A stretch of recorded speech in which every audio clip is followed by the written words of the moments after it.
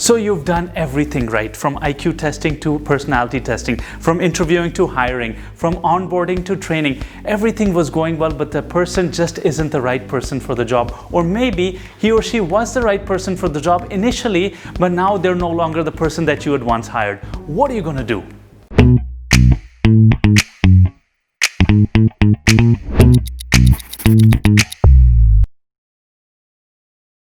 Welcome back to my channel. I'm Gulraj Shahpuri. I'm a business coach and a leadership trainer. I've also started lots of businesses in my life. That means I've hired a lot of people, in fact, more than 500. That has put me in the difficult position of actually firing a lot of people as well. I'm going to tell you a little bit about that today. The problem is there's a lot of people on your teams that are not eagles, they're ducks. Now, here's the litmus test. If you had to start your exact same business, and I mean your exact same business all over again tomorrow, who are the people that you would take with you?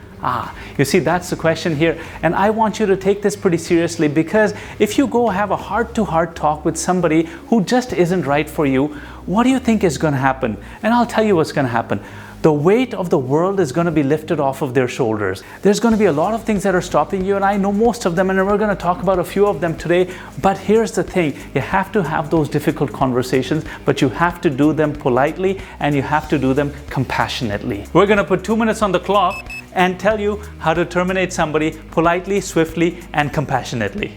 Here's the first one. Each of your people, even if they're superstars and eagles, can never be bigger than their systems. Their systems are of paramount importance. And here's how you're going to do it. Your systems have to be divided over a lot of things. A person is just the person in the system. Your system consists of many things, including your onboarding manual. By the way, if you haven't seen my video on onboarding manuals, make sure you watch it. I have a link below. Now, all sorts of other things like their KPAs and their KRAs, their work instruction manuals and their SOPs, everything, their weekly, monthly, yearly planners, their audit systems, all of these things have to be perfected, and they have to be up and running all the time, and then you are ready to let somebody go. The second thing is make sure everybody in your organization is cross-trained. Now, there's a ton of advantages to this. The first one is that when the next person comes on board, at least you have somebody who's a superstar that's going to be training them. Secondly, it makes sure that the work environment looks pretty interesting, because people are doing different jobs and they like it. The third thing is, if somebody leaves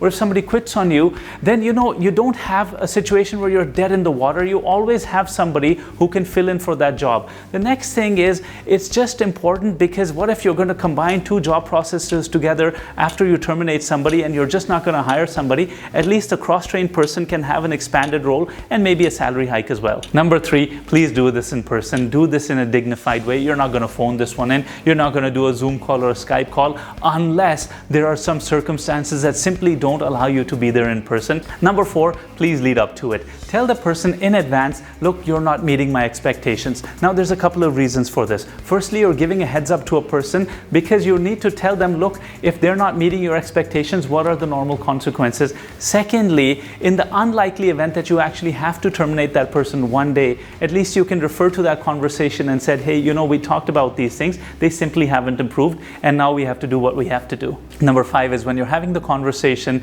tell the person right away, right from the bat, look, I have some bad news. It sets that expectation. Secondly, don't beat around the bush. Tell them you're letting them go and tell them the reasons why. Now, if you tell people the reasons, and you have to, by the way, when you tell people the reasons, if somebody is able to argue with you on those reasons and satisfy you, then you're going to be stuck in a situation where you can't crawl out of, well, you know what, this is not a negotiation. You have to tell that person, look, my mind is made up, my decision is final, and this is the way it's going to be. And number 6, please tell them the next steps. Whether you're going to have them coached for a while, or whether you're letting them go that day, whether you're having the passwords changed, whatever it is, please tell them the next steps in a dignified way right then and there.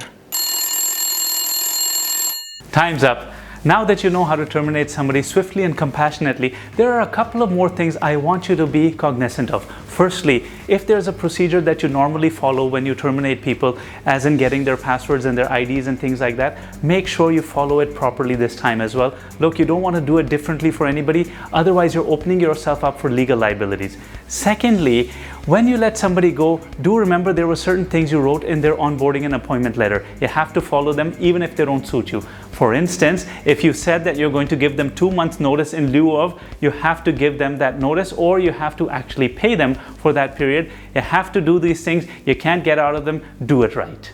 Now that you know how to terminate somebody swiftly, politely, and compassionately, remember there are 6 steps. Number 1, you have to make sure your systems are in order. Number 2, you have to make sure that people are cross-trained at their job. Number 3, please do it in person. Number 4, lead up to it. Don't catch the person off guard. Number 5, you have to do it swiftly and quickly. And number 6, please tell people the next steps. I know today's topic was a bit difficult, but if you got value out of it, do hit the like button and do subscribe to our channel. And also, since YouTube doesn't always tell you when a new video is out, hit the bell icon so you know when the new video is coming out. In the comments below, tell us which of these techniques you'd already been using, and do watch the video on onboarding. And if you're not cross-training your staff, please start that from tomorrow onwards. Thank you for joining me on this 2-minute journey. I know today we talked about one of those difficult topics, but you know what? It was much needed.